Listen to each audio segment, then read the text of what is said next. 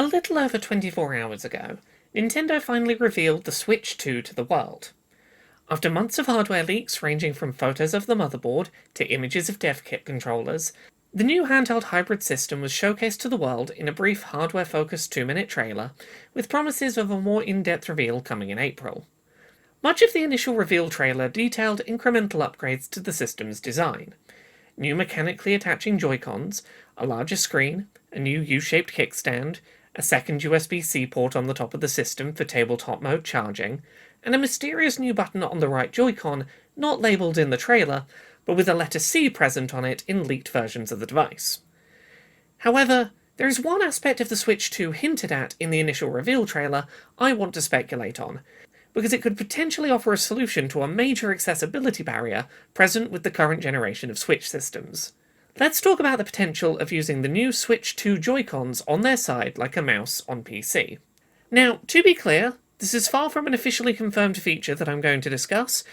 This is speculation based in part on rumours prior to the official system reveal trailer, and partly on things seen in the official video yesterday. So, at times during the Switch 2 reveal, you can see that on both the left and right Joy-Con, there appears to be a pair of optical sensors in a small housing along the rail edge of the new controllers. These appear, as best we can tell, to be short-range optical sensors similar to the kind seen in most modern PC mice. Now, we don't have official confirmation of this, but speculation is high that these will be used for their most obvious possible purpose, to allow Switch 2 Joy-Cons to be placed on their side, rail touching a table or other flat surface, to function as a mouse and control a pointer on screen. When rumours about this first surfaced online a few weeks ago, I was a little sceptical. The thing is, like many people hearing that idea for the first time, I instantly went and tried turning one of my Gen 1 Joy-Con on its side, and it already feels surprisingly comfortable to use like a mouse. The bumper and trigger buttons acting as left and right mouse buttons, thumb on the analog stick or face buttons, it feels pretty obvious that something like this could be a viable control scheme.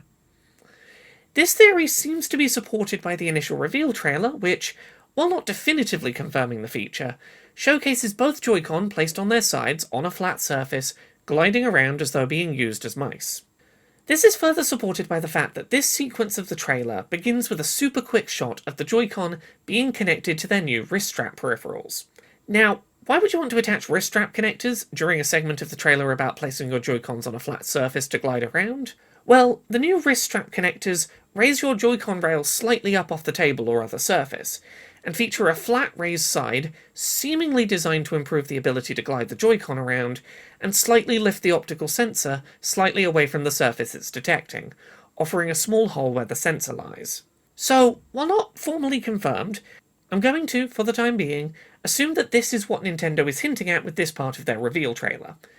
The Switch 2 Joy-Cons can be placed on their side and used as an optical mouse as part of optional controller setups for games on their new hardware. So, what does that mean in practice? Well, there's a few obvious genres that this kind of control scheme might make more comfortable to play on a console. Metroid Prime 4, launching on Switch 2, could perhaps offer mouse controls for first-person shooter aiming. A new Mario Maker could use mouse controls to allow for more comfortable level design while docked. Animal Crossing could use mouse controls to more efficiently manage landscaping and home design tasks. Future real-time strategy games on the system could be made more playable, alongside point-and-click adventure titles. However, I want to focus today on something a little more hypothetical.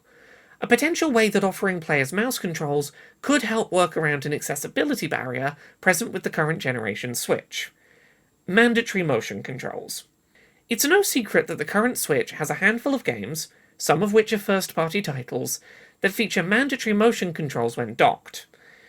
Examples of this stretch back basically as far as the system itself, with games like Let's Go Pikachu and Eevee making motion controls mandatory for Pokeball throwing when docked, even when an alternative control scheme not involving motion exists for handheld mode.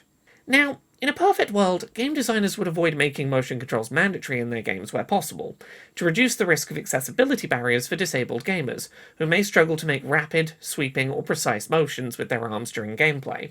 However, we've been asking for developers to avoid mandatory motion in their games for a while now, and it doesn't seem like that's a battle that's going to be instantly won.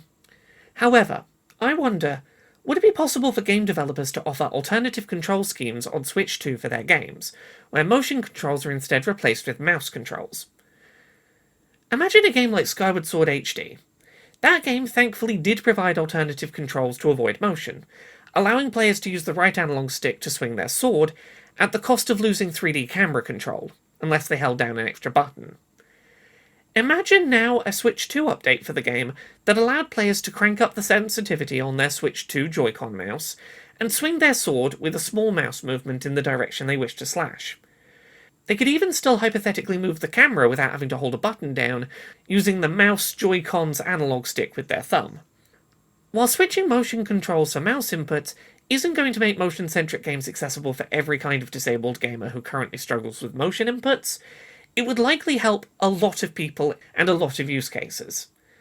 It's not going to help those for whom fine motor control is their biggest issue, but for someone who struggles with pain or fatigue when doing large, sweeping, repetitive motions with their arms, small wrist movements might be less painful or exhausting, for example.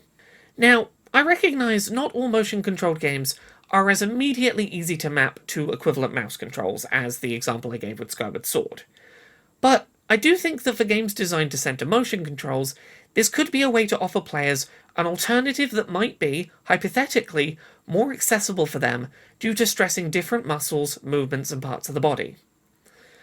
I recognise that the Switch 2 Joy-Cons being used as mice isn't officially confirmed at present, and much of this is speculation, but I do believe that there is some real potential to help work around motion controls if this is an available option on Nintendo's new system. And I really hope we see some confirmation during the company's April Switch 2 Direct presentation that will confirm this feature. I think there's potential for something revolutionary here. For the first time in a while, a Nintendo controller gimmick actually makes me feel hopeful that it might have new accessibility potential worth exploring. That's exciting. I hope I'm right about this.